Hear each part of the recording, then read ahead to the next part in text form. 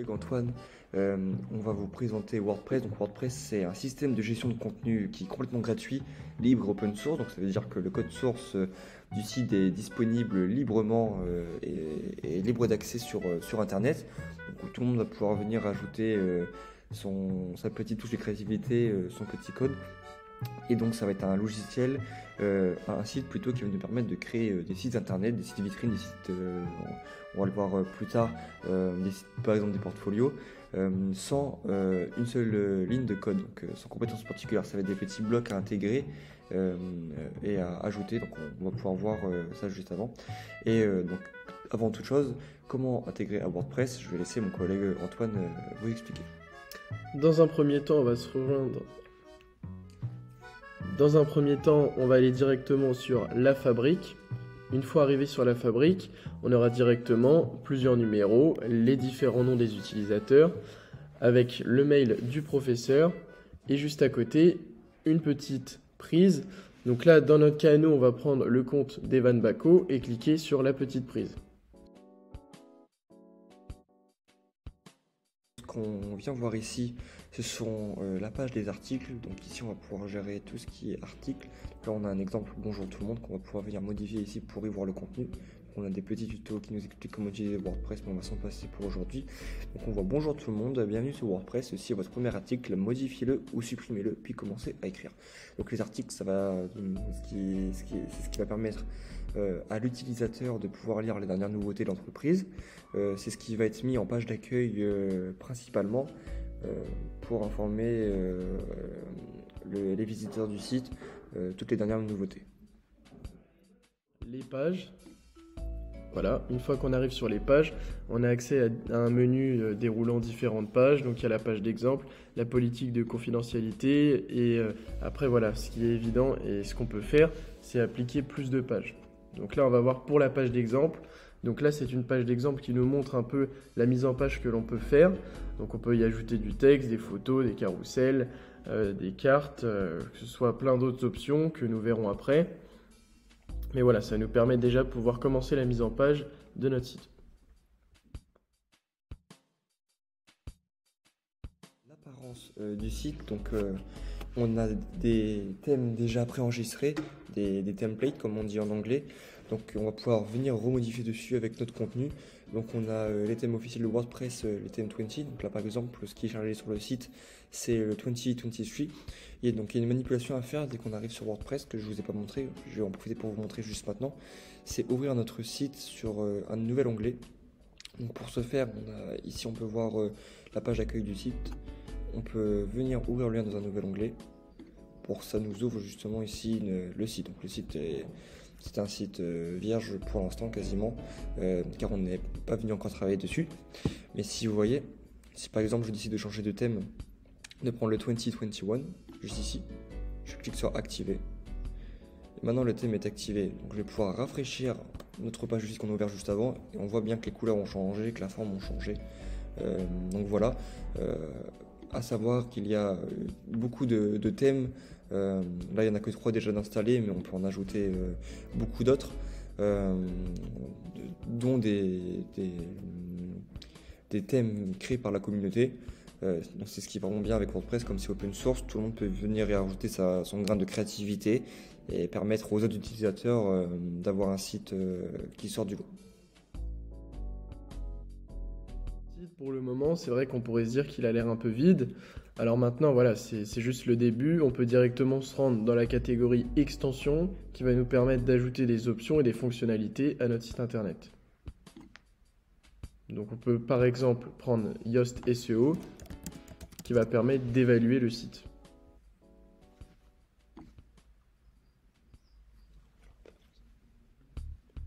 Il va nous permettre de pouvoir travailler sur le référencement du site internet.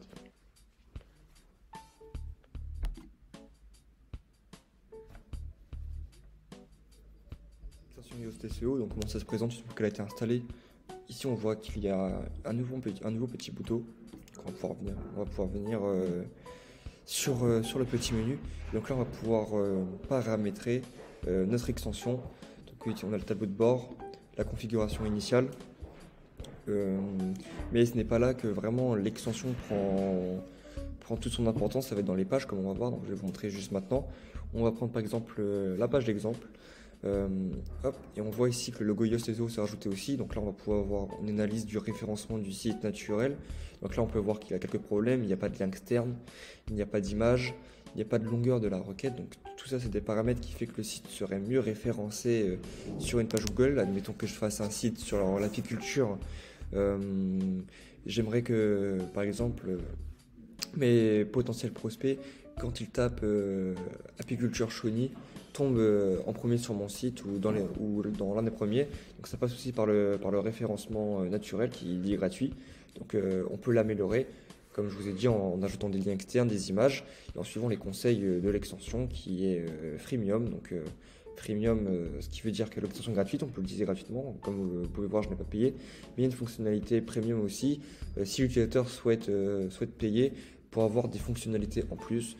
Voilà, donc nous, dans le cadre seulement dans le référencement, on peut très bien utiliser la version gratuite, il n'y a pas de problème.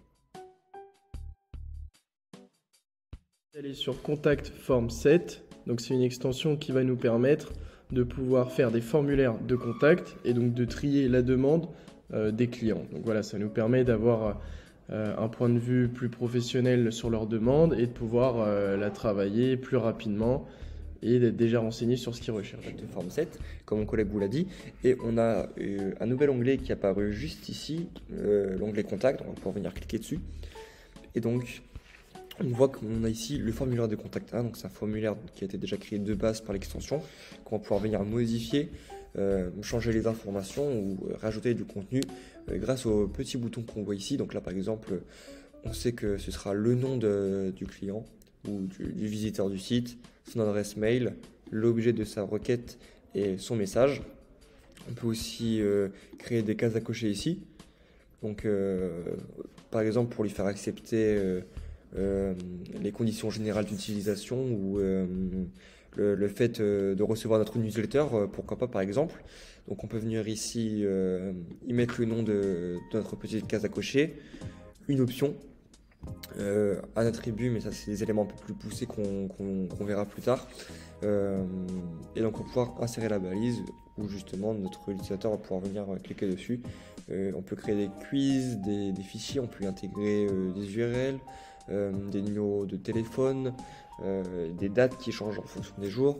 Donc, franchement, c'est une extension qui est gratuite et qui permet beaucoup de possibilités. Par exemple, pour une page, imaginons que la page d'exemple ici soit une page de contact qu'on va créer au préalablement.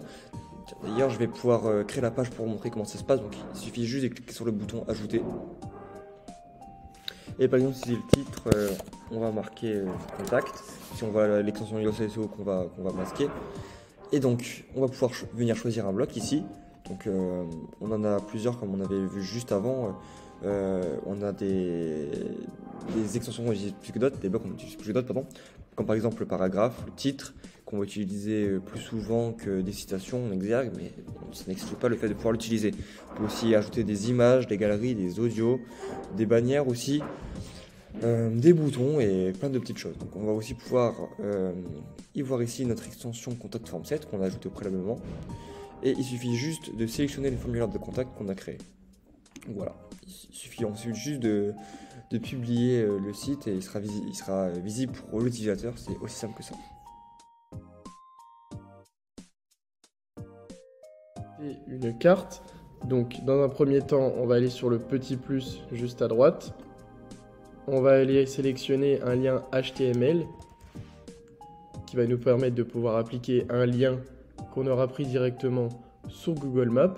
Donc voilà, on va sur Google Maps, on prend l'adresse souhaitée, voilà, on se rend directement dans l'option partager et à celle-là on va intégrer une carte puis copier le contenu HTML.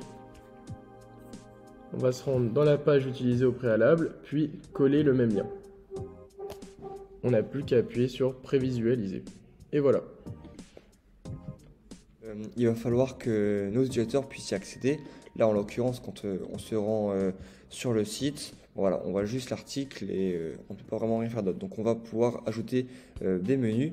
Donc, pour ce faire, on va aller ici dans l'onglet menu dans apparence. On clique sur apparence, un sous-menu va s'ouvrir. On n'aura plus qu'à cliquer sur menu. Et donc là, on va pouvoir commencer à gérer nos menus. Donc nous allons prendre par exemple, on sait qu'on veut le menu sur la page principale, donc menu principal. Et on va par exemple créer un nom, donc menu principal, juste ici. Et donc on crée le menu.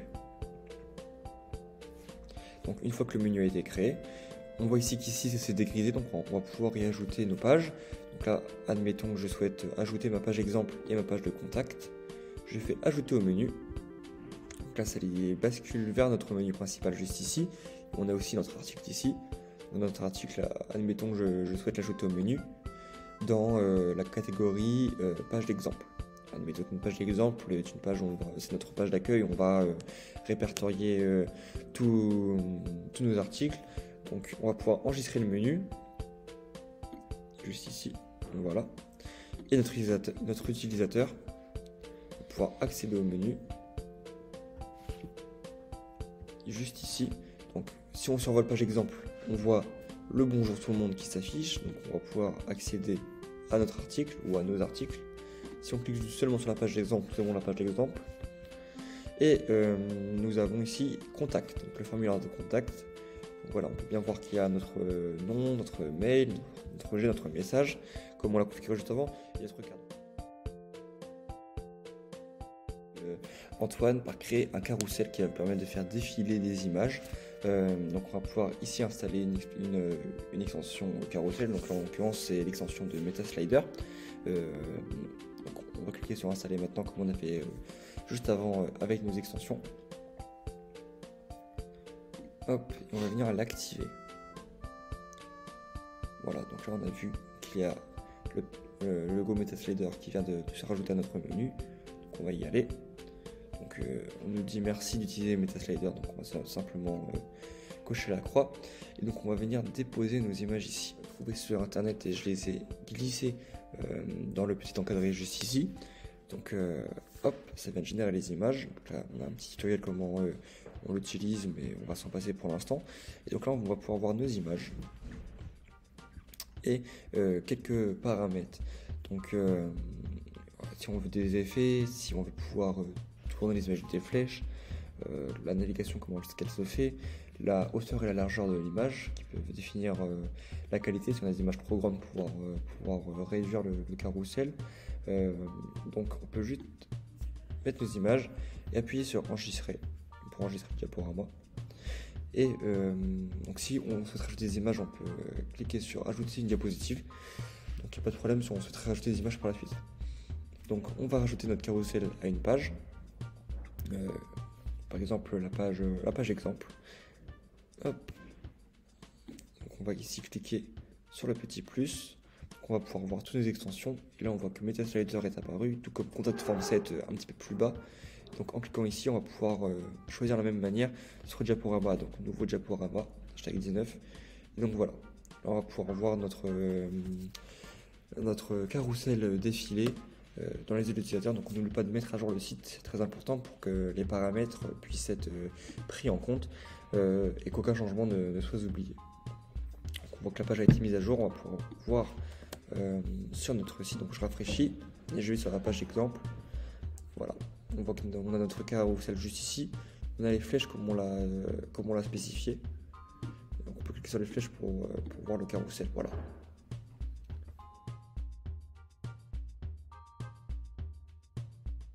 Vous a été utile. Là voilà, c'est vrai qu'on a vu un petit peu les bases. Il y a plein d'autres fonctionnalités disponibles. Et aujourd'hui, j'espère que vous avez pu apprendre à débuter avec WordPress.